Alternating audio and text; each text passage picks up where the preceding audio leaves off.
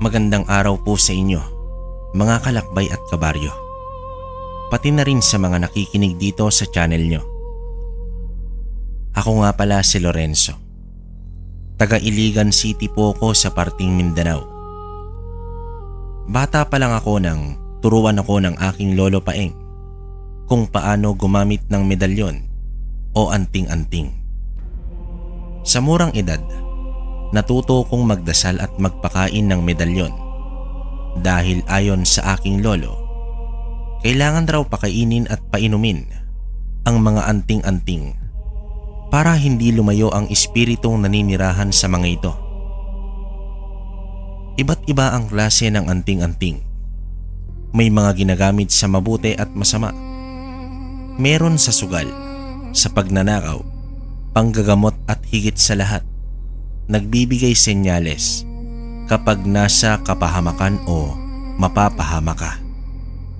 Maaari rin itong maging proteksyon at panangga sa mga masasamang loob. Subalit ang mga anting-anting na ito ay may kaakibat ring panganib. Kapag hindi mo sila napakain, nagagalit at ang iba ay umaalis nang hindi mo namamalayan. May iba naman na kapag hindi mo ito nadasalan ng para dito, nawawala ang bisa. Maraming nababaliw at napapahamak kapag hindi sila marunong gumamit ng medalyon o anumang uri ng anting-anting. Iba-iba ang hugis nito, depende sa gamit. Nakalakihan ko na ang paggamit ng mga anting-anting at lahat iyon dinadasalan ko. Laki ako sa pamilya ng mga albularyo at magiting na antingero. Kaya naman kilala rin ako sa aming lugar. Pero mas kilala ang aking lolo Paeng dahil isa itong antingero. Walang sakit ang hindi nito napapagaling. Kaya lang, nang matalo ng isang mangkukulam ang aking lolo Paeng, binawian ito ng buhay. Ginamit ng mangkukulam ang kahinaan ng aking lolo. Iyon ay ang aming pamilya. Ipinasa ng lolo ko ang kanyang kakayahang manggamot sa akin sa edad na 15 anyos bago ito tuluyang mamatay. Hindi ko makakalimutan ang kanyang mga bilin, kabaryo. Apo, tandaan mo, ang panggagamot ay walang hinihinging kapalit, salapi man o anumang bagay. Sa oras na tumanggap ka at nanghingi ka, babawiin sa iyo ang kakayahan mong manggamot. Ganun po ba, lolo? Akala ko ba permanente na ang kakayahang yon? Wika ko sa kanya. Hindi, apo. Pakiingatan mo at tandaan lahat ng mga biling ko sa iyo. Isa puso mo ang aking itinuturo. Ipapasa ko na sa iyo ang kakayahang kong manggamot. Wika dito ni lolo. Subalit, nang magkaroon ng matinding sagupaan sa pagitan ng mga aswang, mangkukulam, albularyo at antingero, marami sa aming angkan ang nalagas. Ako na lang ang natatanging swerte at natira dahil tinago ako ng aking lolo sa ilalim ng baul. Hanggang sa mag-edad 25, napalipat ako ng tirahan dito lang rin sa Mindanao, parting Zamboanga. Bagamat dayo rito sa may Sibugay, marami akong nakilala at naging kaibigan. Kabilang na roon itong si Kaloy at Berting. Mga taga Sibugay rin ang mga ito. Sa tinagal-tagal kong naninirahan sa baryo, wala namang nagiging problema. Maliban nang magsimula ng magasik ng lagim ang masasamang elemento at aswang. Ang dating tahimik at payapang lugar ay nagmistulang pugad ng mga aswang at engkanto. Ang kwentong ito ay nangyari noong taong 1982 sa lugar ng Zamboanga, Sibugay. Sa mga panahong iyon ay 25 na ako at maraming dayuhan ang basta na lang tumira sa aming lugar. Isang gabi, Nagising itong si Lorenzo dahil sa nakakabinging katok ng kanyang kaibigang si Kaloy. Nakaramdam naman ang binata ng kakaiba at kaba ng pagbuksan ito ng pintuan. Namamawis at tila pagod na pagod ang itsura ng kanyang kaibigang si Kaloy. Naawa naman itong si Lorenzo sa binata at agad itong pinapasok. "Tuloy ka, paring Kaloy. Ano bang nangyari sa'yo? Bakit ganyan ang itsura mo? Para kang hinabol ng 10 kabayo ah." Nako paring Enzo, nagkakagulo sa kabilang baryo. Nagkalat ang mga patay na manok at alagang hayop ng mga taga roon. Hindi malaman kung sino ang salarin dahil nauuso na naman ang nakawan. May mga nababahala naman dahil may gumagala raw na aswang tuwing gabi. Wika naman dito ni Kaloy. "Ano ka mo? Mukhang nakakapagduda nga kung sino ang pumatay sa mga alagang hayop. Kasi kung aso yan, hindi na noon pa para magtira pa. Kakainin na ng buwang manok. Kung magnanakaw naman ang gagawa nun, bakit nag-iiwan pa ng katawan, di ba? Eh kung aswang naman, lamang loob lang ang nawawala pero buo pa ang katawan." Nako paring Enzo, mukhang aswang nga ang may gawa. Buo pa kamo ang katawan pare. Walang laman loob kahit baboy. Buo pa ang katawan talaga. "Talaga? Seryoso ka ba sa sinasabi mo? Kung ganun, delikado at walang duda. Aswang nga ang may gawa niyan." Sa mga oras na iyon, nakaramdam ng matinding takot si Kaloy kasabay ng pagtaas ng balahibo nito. Agad namang naganda itong si Lorenzo ng itak na may dasal pangontra sa aswang.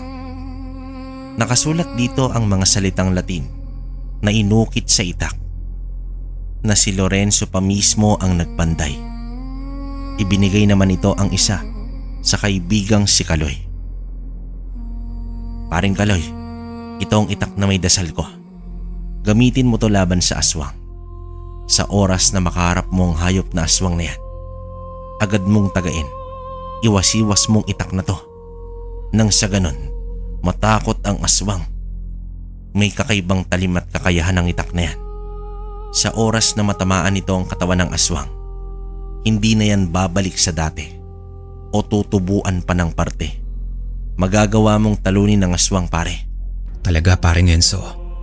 Maraming salamat kung ganon. Ito pa naman ang kailangan ko dahil buntis ang asawa ko. Pwede ko rin ba itong gamitin sa mga masasamang elemento gaya ng tiyanak? Mukhang may naaligid kasi sa aming munting bahay kubo. "Oo naman. Kahit sa mga engkanto, mangkukulam at anumang uri ng aswang, tatalab yan. Ito nga pala, gamitin mo tong buntot pagi para pangtaboy ng aswang. Walang sino man na masamang nilalang ang makakalapit sa iyong asawa."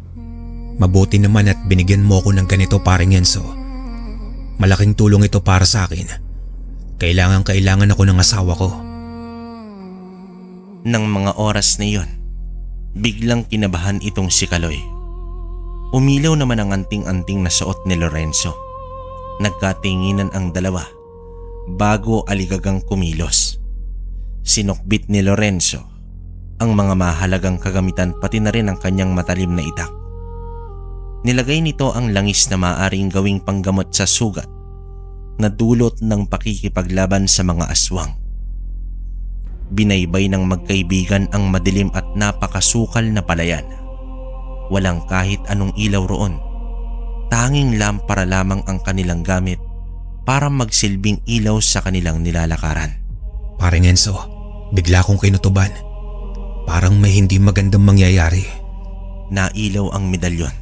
Senyalis na may aswang sa malapit. Magmadali tayo paring Kaloy. Tara, wala pa namang kasama si Melissa.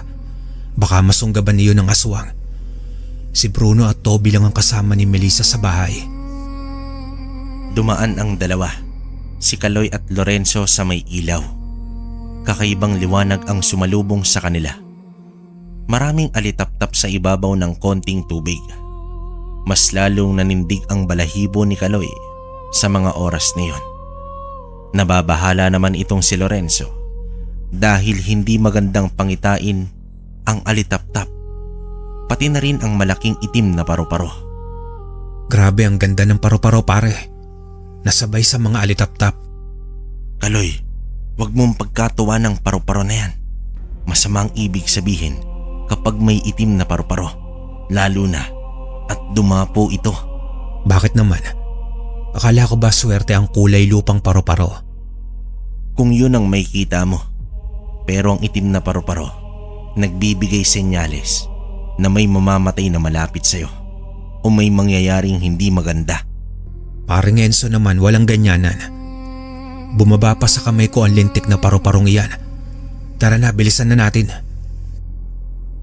Agad tinakbo ni Kaloy ang kahabaan ng kagubatan.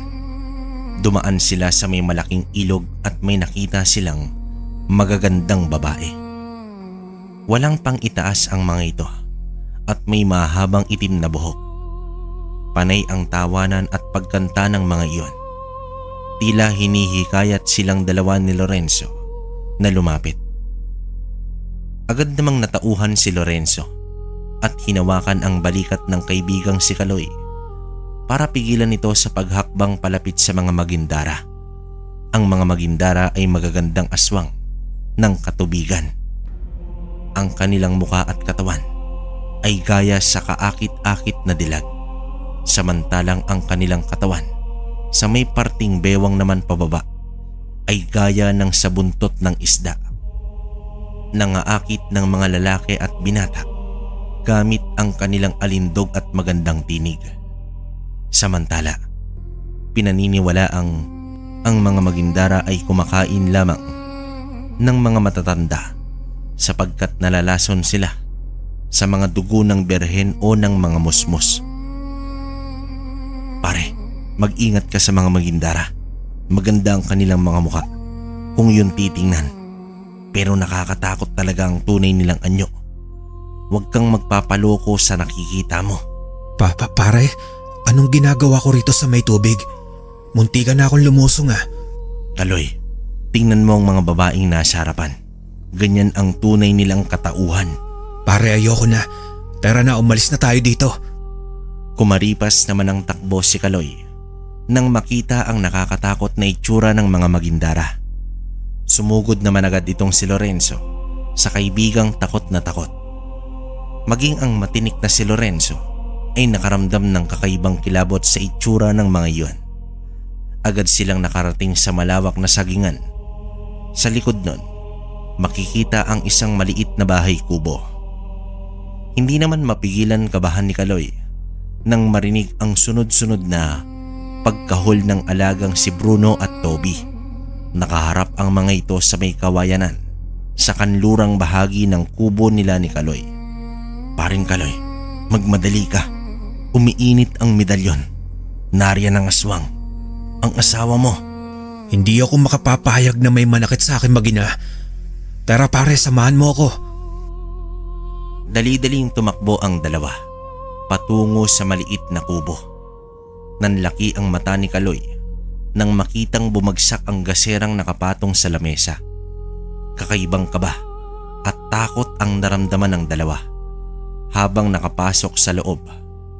Sumugod naman itong si Bruno at Toby na nakilala ang kanilang amo. Tinuro ng matalinong si Toby ang kinaroroonan ng asawa ni Kaloy. Naglakad sila patungo roon ng dahan-dahan hanggang sa tuluyan nilang narating ang kwarto nila Kaloy at ng asawa nitong si Melissa. Agad na nagunahang tumulo ang sariwang luha sa mata ni Kaloy at nagtangis ang bagang nito nang makita ang kanyang mahal na asawa. Nakasandal ito sa katre na nagsilbing kama ng mag-asawa. Walang buhay, wakwak ang tiyan at kinakain ng aswang. May mahaba itong buhok na kulay puti, puting mata na may guhit na itim, manipis na kilay, matulis na mga kuko, matalas na ngipin na animoy lagari at mahaba na may katulisang dila. Hawak nito ang puso ni Melissa sa kaliwang kamay habang walang habas na nilalantakan ang laman loob nito. Galit na sumugod dito si Kaloy sa aswang at nakipaglaban rito. Walang hiya kang aswang ka. Wala kang awa. Kinain mo ang asawa at anak ko. Ni hindi pa nakakalabas ang anak ko sa mundong ito. Papatayin kita. Pare, maghunos dili ka. Delikado ang aswang nakaharap mo. Wala akong pakialam pare. Wala na ang mag-ina ko. Wala akong pakialam kung mabuhay pa ako o hindi. Basta ang gusto ko lang ay mawala na ang hayop na aswang na ito. Ang kagaya nito ang salot sa lipunan. Dapat na silang mawala. Paring Kaloy, huwag kang magpadala sa galit mo. Baka yan ang maging dahilan ng pagkapahamak mo. Hindi nakinig ang kaibigan ni Lorenzo na si Kaloy. Nagpatuloy ito sa pagwasiwas ng hawak na itak. Hindi naman ito makatama sa aswang dahil napakabilis nitong kumilos. Nakilala ni Lorenzo na isang gabunan ang kalaban ng kanyang kaibigan.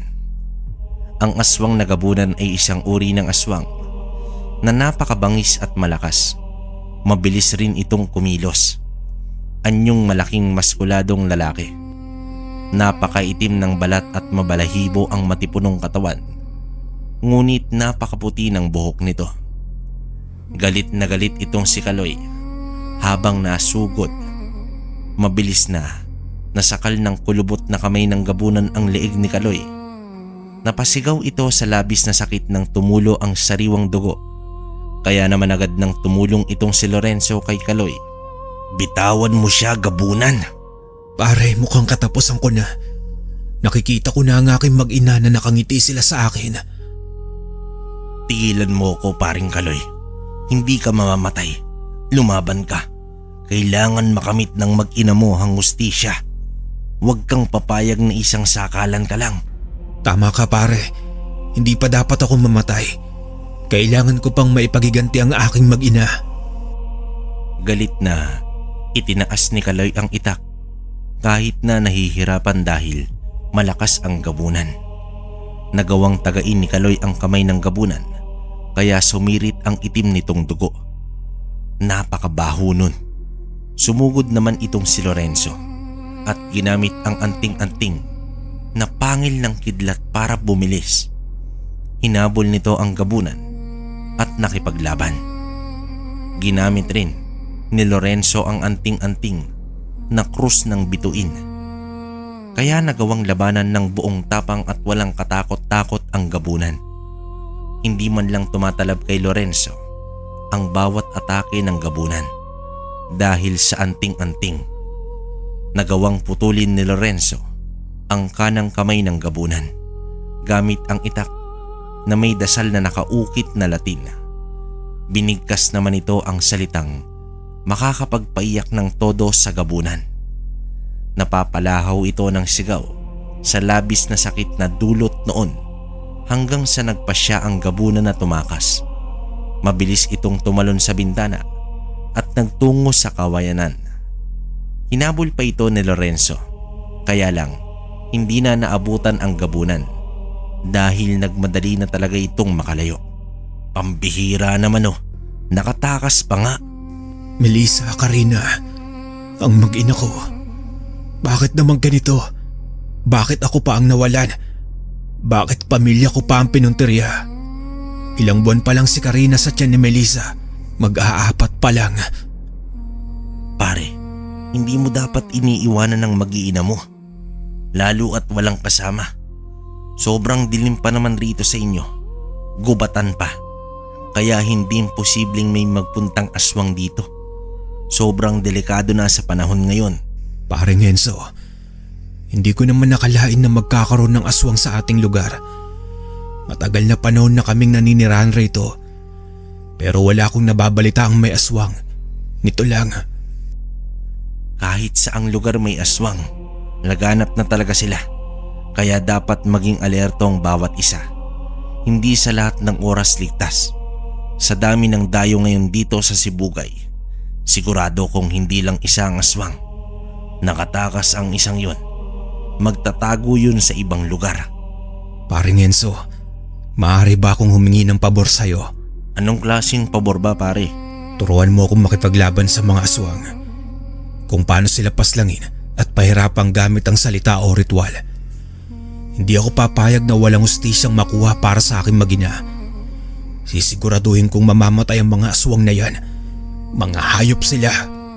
Sigurado ka bang kaya mo, pare? Nakakabaliw ang Latin. Baka mahirapan ka lang. Wala akong pakialam, pare. Wala na rin namang dahilan para manatili pa ako. Gagawin ko na lang ang lahat para mapuksa ang mga aswang na yan. Para wala nang kagaya kong mawalan ng asawa at anak. Kung yan ang gusto mo, sige pare. Bukas na bukas, tuturuan kita. Tapos tulungan mo kong tugisin ang mga aswang. Tumango naman itong si Kaloy. Bakas sa mukha nito ang matinding pagod at ang pagnanais na paslangin ang mga aswang. Naawa naman itong si Lorenzo sa kanyang kaibigan kaya tinapik nito ang balikat ni Kaloy. Inilibing ni Kaloy ang kanyang mag-ina at naglagay ng bulaklak na tanim pa itong si Melissa. Simula noon, tinuruan ni Lorenzo itong si Kaloy. Hinanap naman nila Kaloy at Lorenzo ang gabunan pero nahirapan silang maghanap. Hanggang sa isang hapon, may nadaanan silang tindahan ng karne. Agad na amoy ni Lorenzo ang kakaibang amoy na animoy nabubulok na karne. Sumugod naman itong si Kaloy kay Lorenzo at dinala sila ng anting-anting sa likod bahay. Nakita ni Lorenzo at Kaloy ang malaking lagayan na kulay asul. Pumasok naman sa loob itong si Mang Jun, ang may-ari ng tindahan ng karne. Napansin ni Lorenzo ang kamay nitong laging nakasuot ng itim na gwantes. Tila putol ang kanang kamay nito, kagaya ng sagabunan na nataga ni Lorenzo, at susugod na sana si Kaloy nang pigilan ni Lorenzo. Biglang humangin ng malakas kaya naamoy nila ang umaalingasaw na amoy karning bulok. Pare, naamoy mo ba yung naamoy ko? Grabe ang baho at ang lansa. Oo nga, pare Enzo. Amoy patay na hayop. Tapos amoy dugo kaya malansa. Hinanap ng dalawa ang kanilang naamoy at dinala sila ng kanilang pang-amoy sa kapaa sa harap ng asul na lagayan. Sobrang taas noon. Bahagyang inilawan ni Lorenzo ng gasera ang loob ng lagayan at nanlaki ang mata nila nang makitang laman loob ng tao ang nasa asul na lalagyan. May mga puso pa at atay. Nagkalat rin sa likod noon ang mga sariwang dugo. Napatras naman ang dalawa sa labis na takot, pero agad napalitan niyon ng galit. Lumabas naman si Mang Jun at masama ang tinging ipinukol sa dalawang magkaibigan. Sino kayo? Mga lapastangan. Anong ginagawa niyo rito? Magnanakaw kayo ano? Hindi kami magnanakaw. Ikaw naswang ka. Hinay-hinay lang, paring Kaloy. Baka nagkakamali lang tayo. Pagpigil naman ni Lorenzo sa kaibigan, pero hindi nagpatinag itong si Kaloy. Agad itong sumugod at pinagtataga ang matanda. Nagalit naman ang matanda at nagpalit ito ng anyo. Sumugod na rin itong si Lorenzo dahil mapapahamak ang kaibigan kapag hindi niya ito tinulungan. Naglaban ang tatlo roon. Winasiwas ni Lorenzo ang hawak na itak at natamaan ang matandang gabunan sa binti. Naputol iyon kaya hindi na ito makagalaw pa. Hindi kita mapapatawad. Ikaw ang dahilan. Kaya wala na akong mag-ina. Pinatay mo sila. Pinatay mo. Kaloy, tama na. Hindi. Hanggat hindi ito namamatay. Galit na sinaksak ng maraming beses ni Kaloy ang gabunan na nakilalang si Mang Jun. Pero nakagat lang sa leeg itong si Kaloy ng matanda bago ito tuluyang namatay. Kasabay noon ang pagbagsak ni Kaloy. Ramdam na nito ang matinding pangungulila sa kanyang ama. Habang tumatagal, bumibigat na ang talukap ng mga mata ni Kaloy. Bahagyang ngumiti ang lalaki kay Lorenzo. Pare, maraming salamat sa pagtulong mo. Nakamit ko na ang hustisya para sa aking mag-ina. Sana maging masaya ka. Paalam. Tuluyan ang bumagsak ang katawan nito sa malamig na sahig. Napaluhod naman itong si Lorenzo Galit na ginamit ni Lorenzo ang kanyang anting-anting na krus ng bituin para magkaroon ito ng lakas, ng loob at nilabanan ang gabunan. Sa pagkakataong iyon, nagpasya si Lorenzo na wag nang buhayin pa ang matandang gabunan. Halos manginig sa takot at kaba itong si Lorenzo nang mapatumba ang gabunan. Napatay ito ng binata. Umalis naman roon si Lorenzo matapos patayin at dasalan ng gabunan. Sa paglipas ng mga araw, mas dumami ang nagrereklamo at nagpupunta kay Lorenzo nang malaman ng mga ito na isang magaling na antingero itong si Lorenzo. Nagawa nitong paslangin ng isang gabunan. Naging sikat ang binata bilang tagapagtanggol sa kanilang lugar. Maraming napapatay na aswang itong si Lorenzo. Katulong nito ang kaibigang si Berting. Kababalik lang ni Berting mula sa Maynila dahil dumalaw siya sa kanyang lolo. Nalaman naman nito ang masamang balitang sinapit ni Kaloy. Kaya nagpasya itong magpaturo kay Lorenzo kung papaano manggagamot at saan makakakuha ng anting-anting. Sa isang liblib na lugar sa Zamboanga, nagtungo ang dalawa para hanapin ang aswang na nag-anyong baboy matapos kainin ang batang naglalaro sa may tabing dagat. Paring Enzo, may pag-asa pa kayong makita ang aswang na iyon? Oo, nagwawala ang aking medalyon. Senyales na narito lamang sa tabi natin ang aswang. Pare, sa tingin mo, anong klaseng aswang ngayon ang magpapakilala sa atin? Ordinaryong aswang lang to, Berting. Pero maging alerto ka pa rin. Delikado pa rin ang aswang. Oo, paring Enzo. Hindi naman ako papayag na mapaslang ng katulad nitong aswang. Uubusin ko silang lahat. Kinabahan naman si Berting nang may mabilis na dumaan sa kanyang gilid. Dumaan iyon sa damuhan at tuyong mga dahon. Kaya nangilabot ang binata. Lalo na nang sumugod na ang aswang dahil wala na rin namang maaaring puntahan. Agad binunot ni Berting ang itak at winasiwas iyon. Hindi na muling nakalapit ang aswang hanggang sa bumaba ito matapos sumampa sa may sanga. Nakipaglaban sila sa aswang at nagawang igapos ni Lorenzo ang mabilis na aswang na iyon. Natumba naman si Berting at agad na tinulungan ni Lorenzo. Paring Berting, sunugin na natin ang buhay ang aswang na to. Tara pare, para hindi na makapambiktima pa ng inosente. Ikaw na aswang ka, dapat ka nang mabura sa mundo. Ang mga kagaya mo ay walang dulot na maganda sa lipunan. Nagwala naman ang aswang, pero hindi na ito nakaalis pa dahil sa dasal ni Lorenzo. Sinindihan naman ni Berting ang nakapalibot na kayakas sa aswang at sinunog ito. Tuluyan ang namatay ang aswang at naging abo. Sumama iyon sa hangin. Simula noon, nagpasya ang dalawang magkaibigan na si Berting at Lorenzo na maglibot sa buong mundo para puksain ang lahi ng mga aswang. Namuhay rin sila ng masaya at nakatagpo ng kanilang asawa.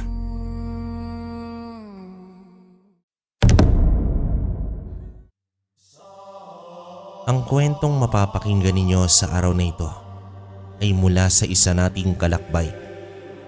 Karanasan ito ng magkapatid na si Ramon at Dodong. Taong 1998, lugar ng Lapas, Iloilo.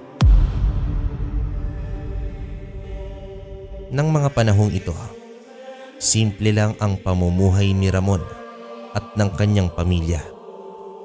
Ang lupa na ipinamana ng kanyang ama ang pinagkakakitaan nila. Sa kabila ng payak nilang buhay ay kilala sila sa katahimikan at disiplina.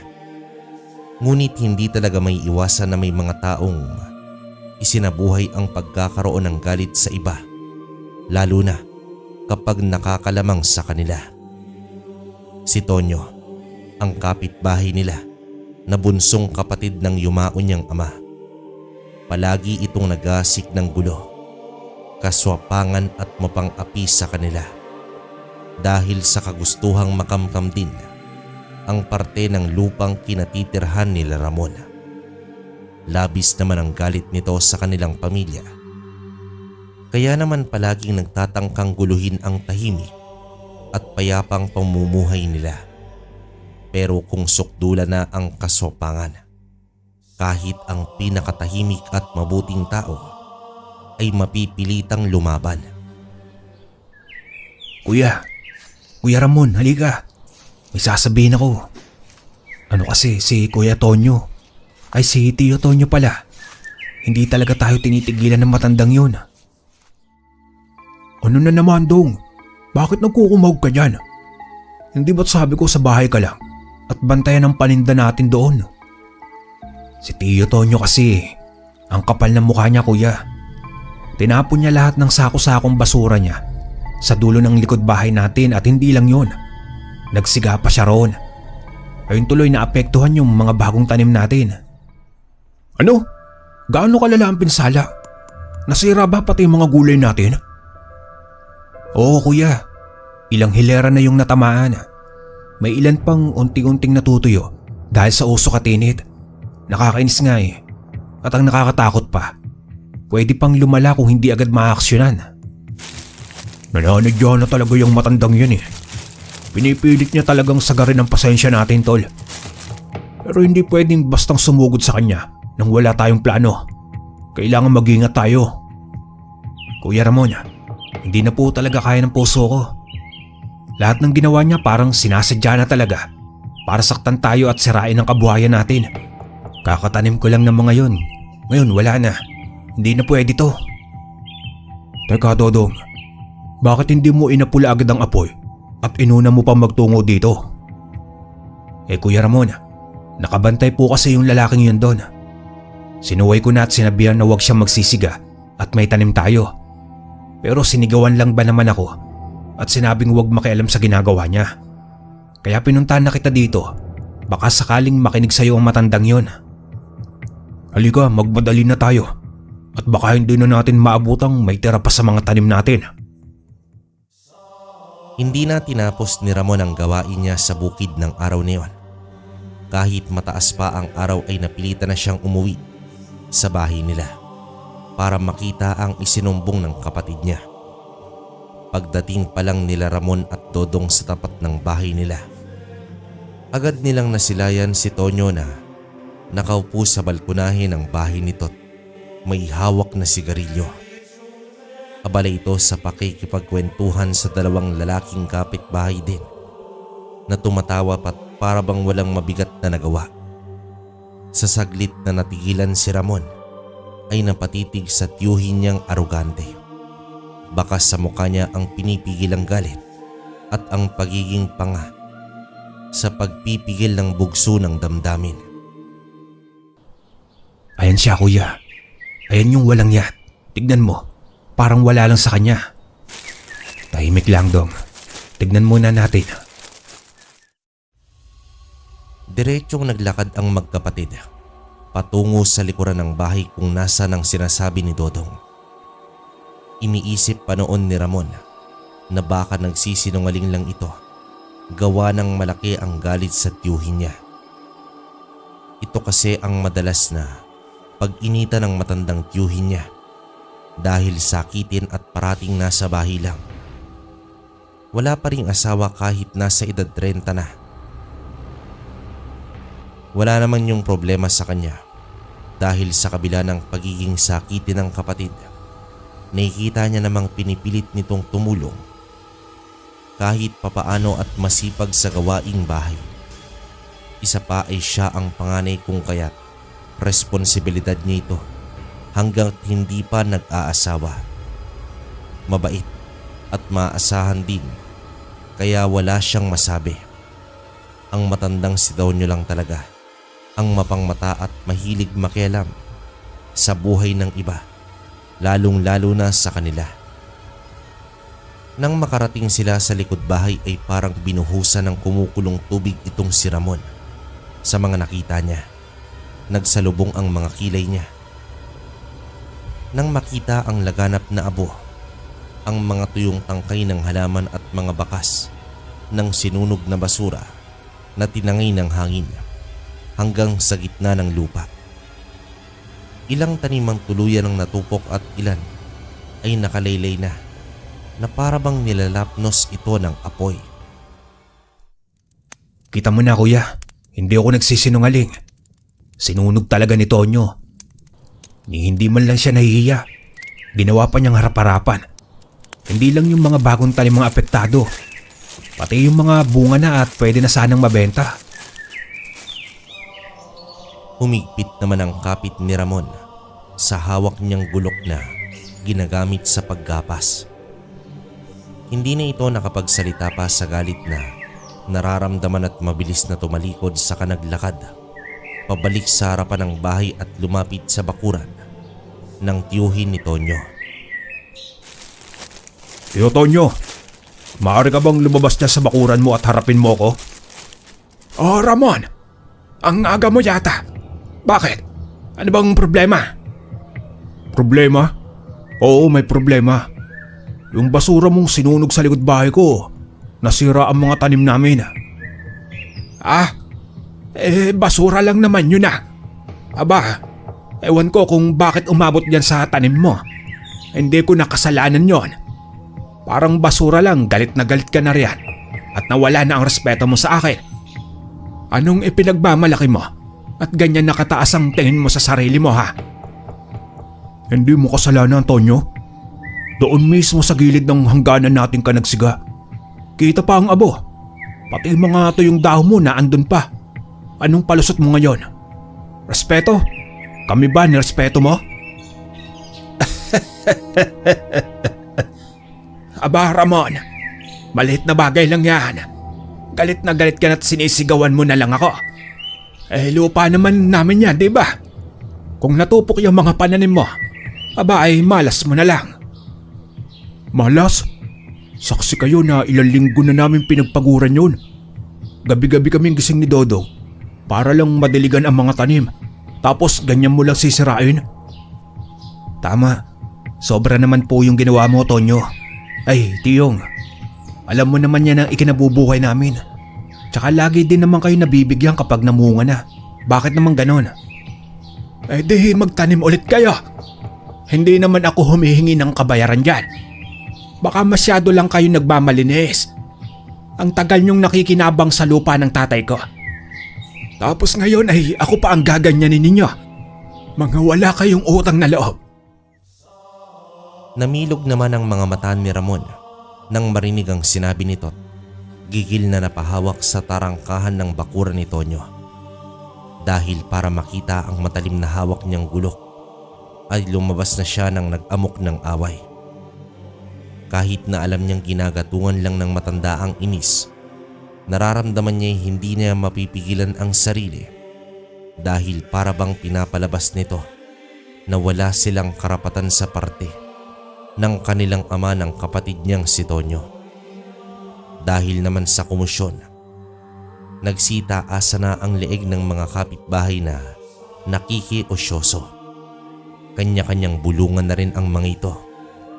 Lumabas na rin mula sa loob ng bantay ang anak ng matandang si Tonyo na si Mael dahil sa sigawan nilang dalawa. Anong kabuluhan yan? Bakit kayo nagsisigawan? Insan Mael yung tatay mo. Nagsunog ng basura sa likod bahay namin. Pati pananim namin natupok. Tignan mo. Abat ang kakapal din ng mukha niyong akusahan talaga ako. Na parang sinadya kong masunog ang mga pananim niyo. Hoy! Kung ayaw niyong maperwisyo at akala niyo kung sino kayong mayayaman sa arte, lumayas kayo sa loteng yan. Sumusobra ka na, Tiyo Tonyo. Pa, tama na po yan. Itigil nyo na yan. At kayo lang ang pag-uusapan dito sa buong baryo. Mga insan, baka naman pwedeng pagpasensyahan nyo na si Papa. Ako na ang humihingi ng dispensa sa ginawa niya. Kuya Ramon, tama na. Huwag na natin patulan. Ang dami nang nagtitingi ng mga kapitbahay natin. Baka sabihin na tayo pa ang nanugod at naminsala sa kanila. Mael, pagsabihan mo yung tatay mo. Matagal ko nang tinitiis yan dahil alam kong pamilya pa rin tayo. Pero tandaan nyo ito, kapag inulit nyo patot na patunayan kong sinadya talaga, hindi ko na ito palalampasin. Nako Ramon, puro salita ka lang. Tahimik kang ang tao, pero wala ka namang kaya. Kung gusto mo ng gulo, sabihin mo lang. Baka pati bahay nyo matabunan ng abo. Tama na sabi pa. Halika na nga sa loob. Matapos ang pangyayaring yon at makaraan ng ilang linggo, tila nagbalik muli sa katahimikan ng baryo. Hindi man sila nagpapansinan ay wala nang muling alitan at sigawan sa kabilang panig. Sa unang tingin ay parang natapos na ang gusot sa pagitan nilang dalawa. Ngunit sa ilalim ng katahimikan at malamlam na gabi, unti-unting may kakaibang nangyari sa lumang taniman ni Ramon nang hindi niya nalalaman. Nung una, wala namang kakaiba. Ang mga tanim ni Ramon ng mga kamatis, talong, sili at ilang puno ng saging na tanim ng kanyang yumaong ama ay tila masigla pa nga. Mataba ang lupa nito, malulusog ang dahon at mukhang magiging maganda ang ani. Tuwing umaga, ramdam ni Ramon ang kasiyahan habang pinagmamasdan ang malalago na tanim. Ngunit pagsapit ng ilang araw, biglang nag-iba ang takbo ng lahat. Habang tumatagal, napansin niya na kahit anong ganda ng paglago ng mga halaman niya, bago pa man mamunga ay bigla na lamang itong namamatay. Una ay iilan lang, pero di naglaon ay halos buong hanay ng kanyang taniman ang naapektuhan. Kuya Ramon, kahit anong dinig ko rito, wala pa rin nangyayari. Parang lalo pang nanunuyo tong mga dahon, no? Hindi to basta sakit ng lupa, Dong. Kahit tagtuyot, hindi ganito kabilis na mamatay ang mga halaman. Eh ano sa tingin mo, kuya? May lason? O baka may dumaan lang na peste? Peste? Eh ilang ulit na akong nagwisit ng pang-insekto. Wala namang gumagapang o lumilipat dito. Pero tuwing gabi, may naririnig ako. Ano po yung naririnig mo? Sabihin mo sa akin, kuya, dali. May kumakalis ko sa dulo ng taniman. Parang may umuhukay. Tapos minsan may anino akong nakikita. Kuya Ramon, baka naman may nagtatago lang na bata roon o lasing na napadpad. Kung tao yun, dapat may bakas. Pero araw-araw ako nagbubungkal dito. Wala akong nakikitang yapak. Nakakapagtaka talaga. Ewan ko ba, kuya? Pero napansin mo ba si matandang Tonyo nitong mga nakarang araw?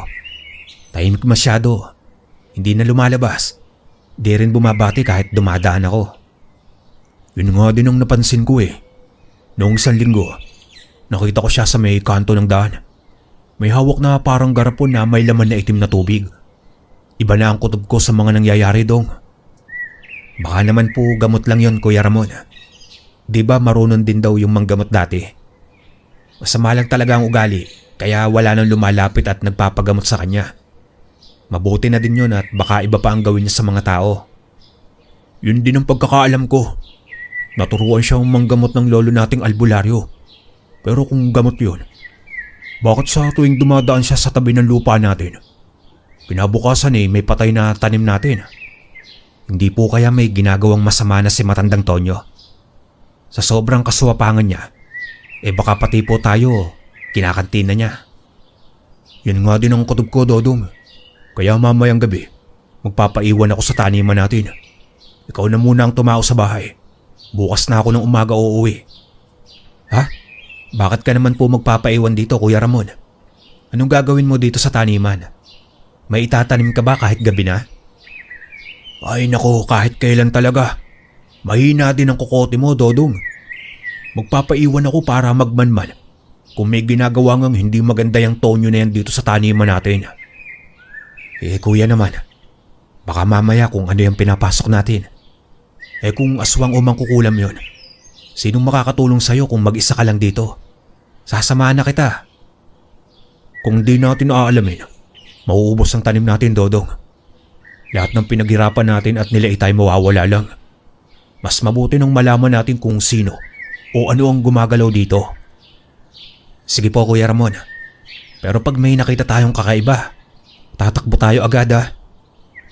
Tatakbo lang tayo kapag wala na tayong magagawa. Pero ngayong gabi, titignan natin ang totoo.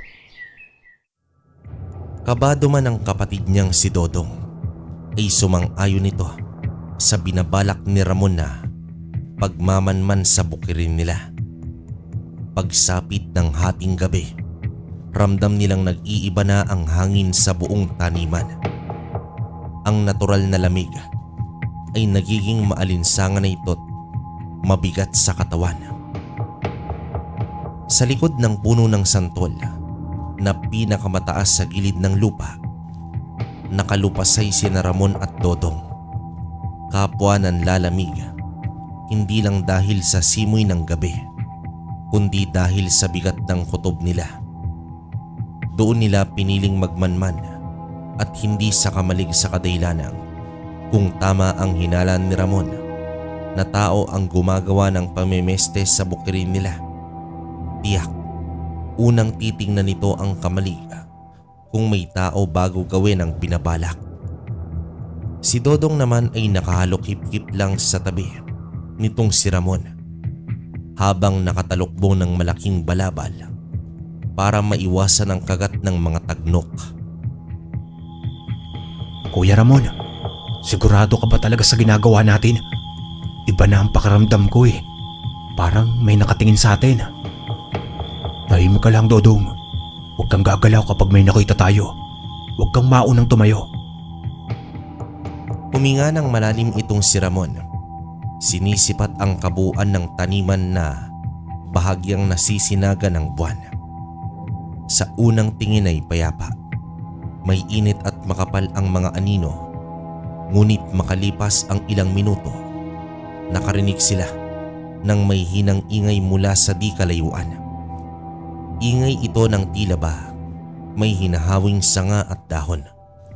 Kasunod noon, may mabagal na yabag sa direksyon ng bakod na nagdudugtong sa lupain ng pamilya ni Ramon at ng kay Tonyo. Mga yabag na hindi minamadali at para bang kampante at pamilyar sa lugar, at doon nila nakitang dumaan si Tonyo kasama ang anak nitong si Mael. Sa madilim na bahagi ay unti-unting lumitaw ang imahe ng matanda nilang tiyuhin bitbit ang isang bugkos ng dahon at isang garapon na may itim na likidong laman.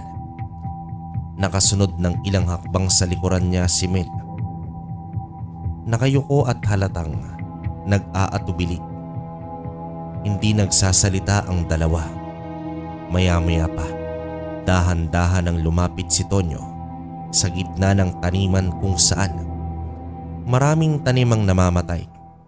Humikbit naman ang hawak ni Ramon sa braso ni Dodong. Tanda ito na wag gagalaw. Kuya, Diyos ko, hindi ito normal. Anong dala niyang garapon? Bakit itim ang laman? Shh! Tingnan natin. Huwag ka maingay, Dodong. Si Tonyo ay lumuhod sa lupa at tumingin paikot. Para bang sinisiguro nitong walang ibang tao.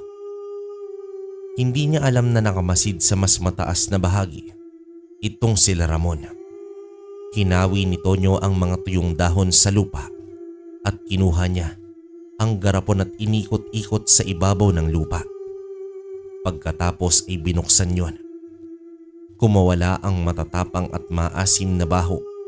Amoy, nabubulok na amoy na lumang dugo. Napasambo naman si Dodong sa bibig ng muntik ng mapasigaw sa sobrang pandidiri. Si Mael naman ay umiwas ng tingin. Pa, tama na ito. Huwag na nating gawin to. Sapat na yung nangyari noon. Baka mas lumala pa ang lahat dahil sa ginagawa mong ito eh. Tumahimik ka, Mael. Wala kang naririnig. Wala kang nakikita. Tumulong ka kung ayaw mong ikaw ang sunod na mawalan ng kabuhayan. Ay, kung hindi lang talaga kita tatay. Bahala ka nga po dyan. Basta labas ako dyan.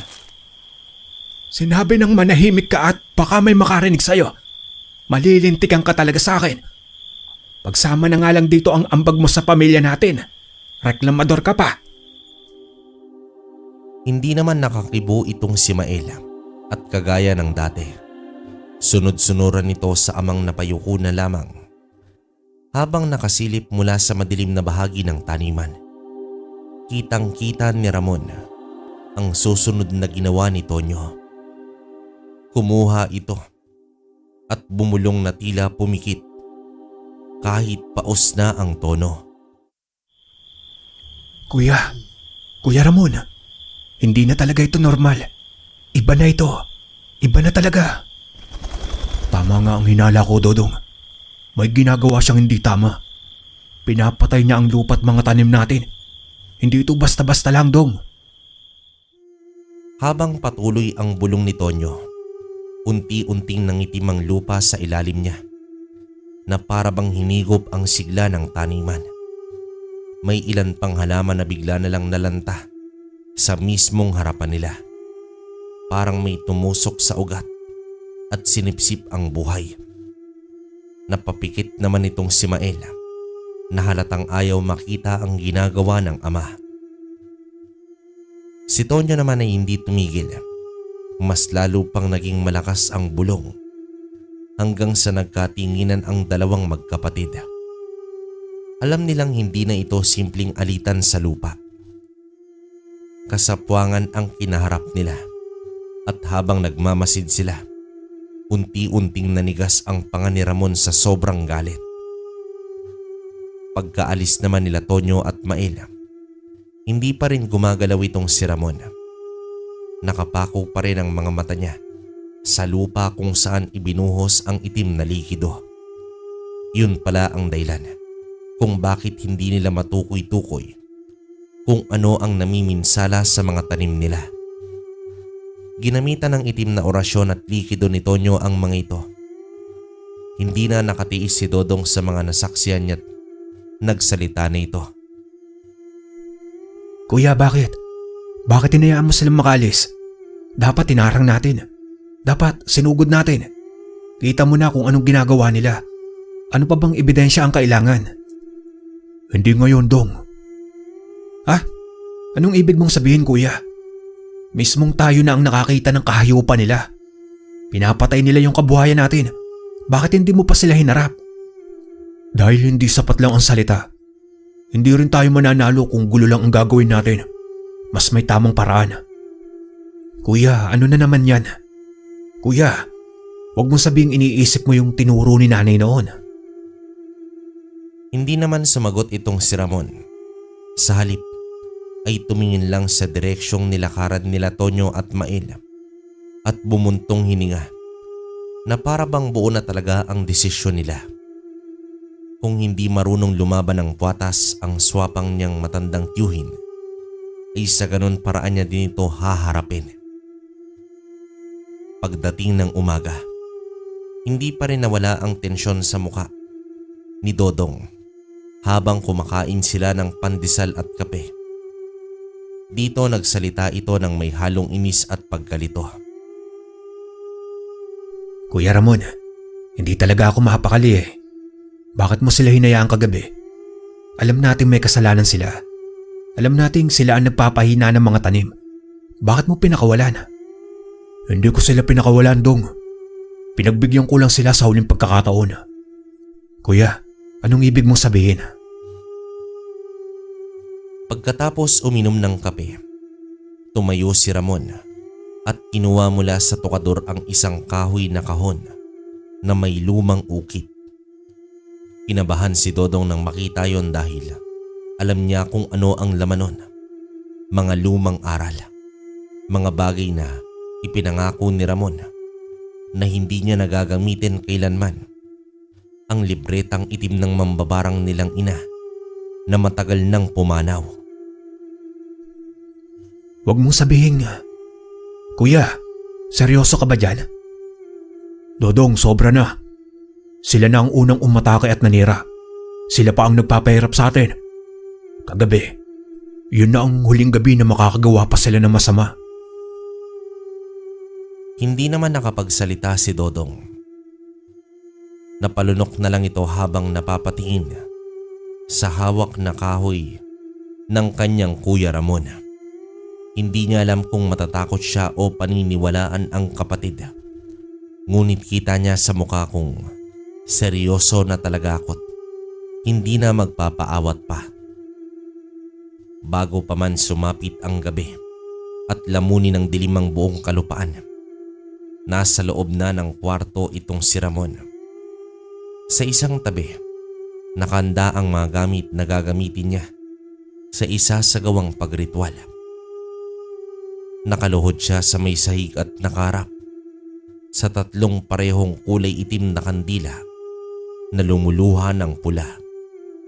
Sa tabi nito, may tuyo na dahon ng buyo, pisi na pula at bungong itim na may gumagapang na maliliit na alupihan. Sa palad niya, naroon ang libretang itim na may nakasulat na orasyon ng kanilang ina. Tahimik lang naman itong si Dodong, nakatayo sa may sulok habang nanginginig sa kaba, habang pinagmamasdan ng kapalit pero hindi umaalis. Sinisindihan ni Ramon ang maliliit na uling sa plato at nagsasalita siya ng matandang boses. Sa lahat ng ginawa niya, sa lahat ng sinaya niyang pagpapasensya ko, ito ang kabayaran. Inihulog niya sa apoy ang maliit na butong itim. Sumirit ang amoy na mapait at maanghang na parang nasusunog na goma. Pagkatapos ay kumuha siya ng hibla na kulay pula at pisi at dahan-dahan niya yung pinag-ikot sa tuyong dahon ng buyo. Habang gumagana ang orasyon, napansin ni Dodong na namumula ang paligid ng mata ni Ramon. Hindi dahil sa pagod, kundi dahil sa labis na galit.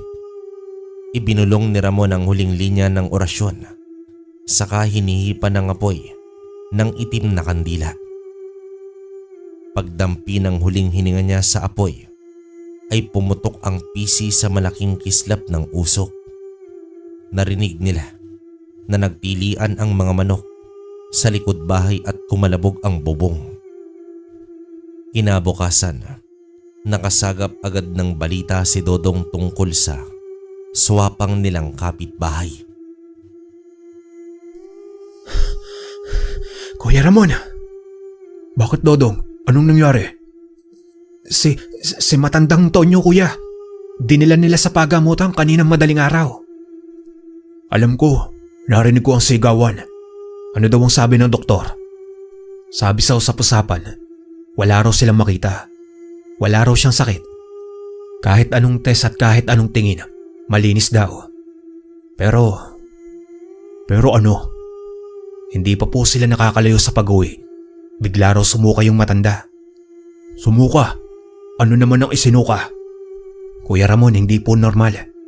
Hindi pagkain, hindi rin tubig. Pero ang lumabas po sa bibig niya daw ay itim na likido. Malapot, tapos amoy bulok na dugo. At ano pa dong? At may gumapang na maliliit na alupian. Mabilis na lumalabas sa bibig niya. As in buhay na alupian. Marami, kumikislot pa sa sahig. Ganun ba? Kuya Ramon, ano po ba ito? Epekto po ba ito nung ginawa mo kagabi? Kuya, natatakot na ako. Hindi pa yan ang kabuuan, Dodong. Simula pa lang yan. Alam ko mapagkakatiwalaan kita. Kaya hinayaan kitang makita ang ginawa ko kagabi. Para sa atin din yung ginawa ko. Kaya naman inaasahan kong mananatiling atin lang ang pangyayaring yon. Maliwanag ba? Simula? Kuya naman. Diyos ko, halos himatayin yung mga anak niya. Kung ano ang ibinaon niyang kasalanan sa lupang ipinamana sa atin, yun ang babalik sa kanya. Pero teka Kuya Ramon, hindi po ba sobra na ito? Hindi ba? Pero pangako, isasama ko hanggang hukay ang ginawa mo. Isa pa, dahil kasama mo ako doon. Ibig sabihin, parang ako na din ang may gawa nun. Sobra. Noong kabataan natin, hindi ba siya ang may gawa ng sumpang sumira sa palayan? Hindi ba? Siya ang dahilan kung bakit namatay ang mga baboy natin noon. Sino ang unang sumira sa atin? Alalahanin mo, Dodong. Matagal tayong nagtiis sa kalupitan niya. Alam ko, Kuya Ramon. Pero siya ang pumili niyan, hindi ako. Kuya Ramon, ano pa po ang mangyayari sa kanya? Depende kung hanggang saan aabot ang orasyon. Kuya, baka naman mamatay yun. Hindi ko siya pinapatay. Pero Kuya Ramon, pinatitigil ko lang siya. Pero kung hindi siya titigil sa ginagawa niya sa atin, mas malala pa ang aabutin niya. Kuya Ramon, ano nang gagawin natin ngayon? Wala, Dodong, maghihintay lang tayo. Sigurado ka bang hindi gaganti ang mga anak niya? Pag gumanti sila, mas lalo sila malulubog. Matapos ang araw na yon, ay muling ipinagpatuloy nila Ramon at Dodong ang tahimik na pamumuhay na nakasanayan nila. Wala nang bangayan at sigawan, tanging pagod sa trabaho at pag-asang muling manunumbalik ang sigla ng kanilang mga pananim. Tuluyan na ring naputol ang anumang ugnayan kay Tonyo. Hindi na sila lumingon pa sa bakuran nito ni hindi na rin nagpakita ng pakialam. Para sa kanila, tapos na ang lahat. Ngunit sa kabila ng paghihiwalay ng landas, patuloy pa rin nakakarating sa magkapatid ang kung ano-anong paninira ng matanda. Kumakalat sa baryo ang mga salitang binitawan nito na wala umanong karapatan si Ramon sa lupa at hindi pa hawak ang titulo, at balak niya di umanong ipagbili ang mismong lupang tinitirakan ng bahay ng magkapatid, at sapilitan pa ito kung kinakailangan. Sa tuwing naririnig yon ng magkapatid, hindi na sila umiimik. Pilit nilang iniintindihan na ang mga taong nalulunod sa galit ay hahanap at hahanap ng masisisi. Ngunit may angganan ang lahat, at doon na nagsimulang lumala ang sinapit ni Tonyo. Isang hapon, habang nakaupo ito sa tapat ng bahay at nakikipagkwentuhan sa kanyang mga kaibigan, bigla na lamang itong napaubo ng malakas. Habang natigilan ang mga tao sa paligid, tuloy-tuloy ang ubo ng matanda hanggang sa may lumabas na malaking alupihan mula sa kanyang bibig. Madudulas, may itim ang balat at gumagapang na tila ba buhay na buhay. Hindi naman mapakali itong si Tonyo. Nanlaki ang mata sa sobrang takot habang pinupunasan ang bibig na nangingitim. Halos magkanda dapa-dapa na ito na tumatakbo pa uwi sa loob ng sariling bahay. Pabalik-balik ang mga sigaw nito sa loob, ngunit hindi na muling lumabas. Iyon ang muling beses na nakita siyang nasilayan ng sinag-araw. Sa kadahilan ng kinagabihan ng araw din yon, natagpuan na lamang ang matanda na wala ng buhay. Wala ni isang makapagsabi kung ano ang tunay na dahilan ng kanyang pagpanaw. Wala ring makapagpaliwanag sa nangingitim nitong balat at sa malakas na amoy ng nabubulok sa lupa o tahanan. Kumalat ang bulungan sa buong baryo.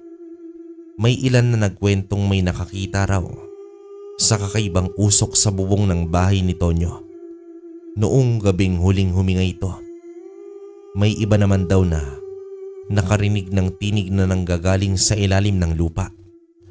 Ngunit ang pinakamalakas at pinakamabilis na kumalat, binarang itong si Tonyo. Mula noon, wala nang nagtangkang mang-abala pa sa magkapatid na sila Ramon at Dodong. Ni mga haspang lapastanganin ang lupaing ipinamana sa kanila na pinaghirapan ng kanilang pamilya. Wakas,